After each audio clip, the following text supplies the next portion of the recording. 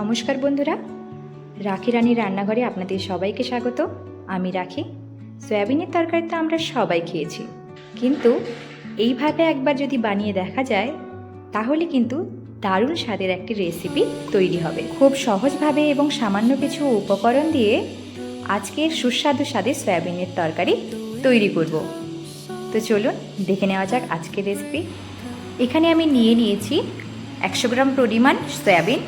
সেটাকে আমরা ফুটন্ত গরম জলের মধ্যে ভিজিয়ে রেখে দেব 10 থেকে 15 মিনিটের জন্য। এবারে একে একে আমাদের মশলার জন্য আমি এখানে নিয়েছি 2 মিডিয়াম সাইজের পেঁয়াজ, 1টা ক্যাপসিকাম, 2টো কাঁচা লঙ্কা, ঝালটা আপনারা কম বেশি করতে পারেন, হাফ ইঞ্চি আদা এবং কয়েক কোয়া রসুন। দেখুন কাটিংটা আমি ঠিক এরকম স্কোয়ার সাইজের করে কেটে নিয়েছি পেঁয়াজ আর ক্যাপসিকামটাকে।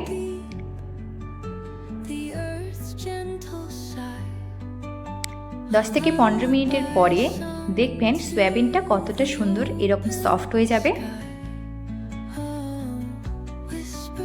এক্সট্রা ওয়াটারটা ঝরিয়ে নিলাম আমি এখানে। দেখুন ঠিক এইভাবে কিন্তু ভালোভাবে হাত দিয়ে চেপে চেপে এক্সট্রা ওয়াটারটা ড্রেন করে নিতে হবে।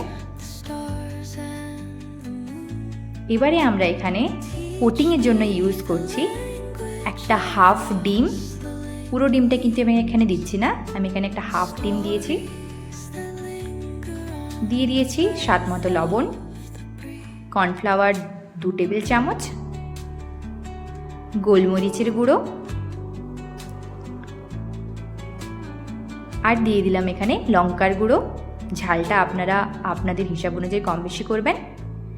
এখানে কিন্তু আমি কোনো জল ব্যবহার করিনি, এইভাবেই মেখে কোটিং করে রাখতে হবে আধা ঘন্টার জন্য। এরপরে কড়াই বসিয়ে কড়াইতে তেল গরম হয়ে এলে একটা একটা করে দিয়ে আমরা ভেজে নেব সয়াবিনগুলোকে। দেখুন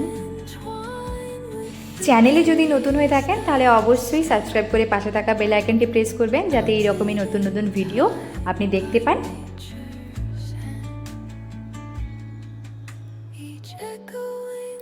দেখুন ঠিক এরকমভাবে যখন লাল লাল হয়ে ভাজা হয়ে যাবে তখন আমরা এটাকে নামিয়ে নেব। দেখুন কত সুন্দর গোল্ডেন ব্রাউন কালার এসছে। এবারে এটাকে আমরা একটা ঝুড়ির মধ্যে নামিয়ে নেব যাতে এক্সট্রা অয়েলটা ঝরে যায়।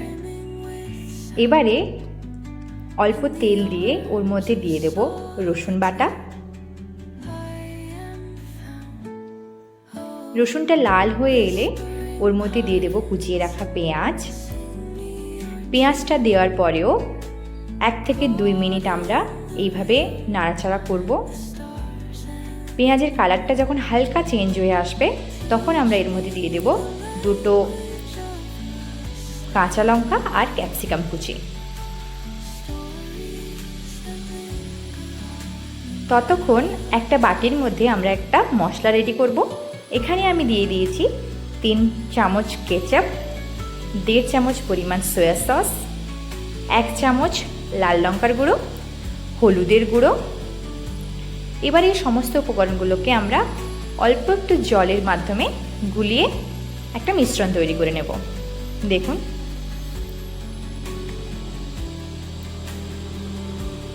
এবারে যখন পেঁয়াজ আর ক্যাপসিকামগুলো হালকা ফ্রাই হয়ে যাবে তখনই আমরা এই সসটা উপর থেকে অ্যাড করব।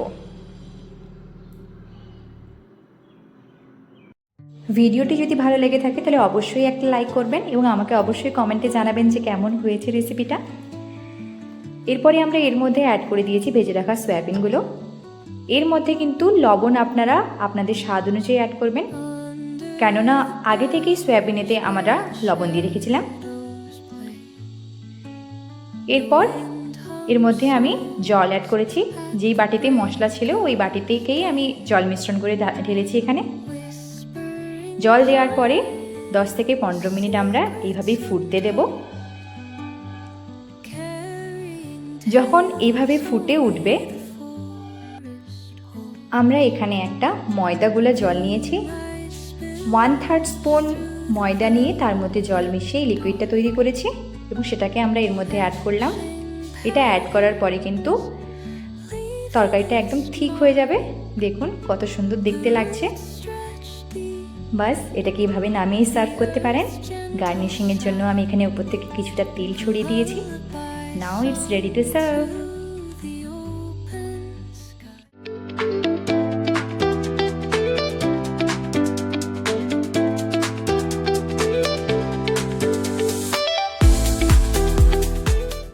রেসিপিটি একবার হলেও ট্রাই করার অনুরোধ রইল। যদি ভালো লেগে থাকে তাহলে অবশ্যই একটা লাইক করবেন। দেখা হচ্ছে আগামী ভিডিওতে। ভালো থাকবেন, সুস্থ থাকবেন। Thank you.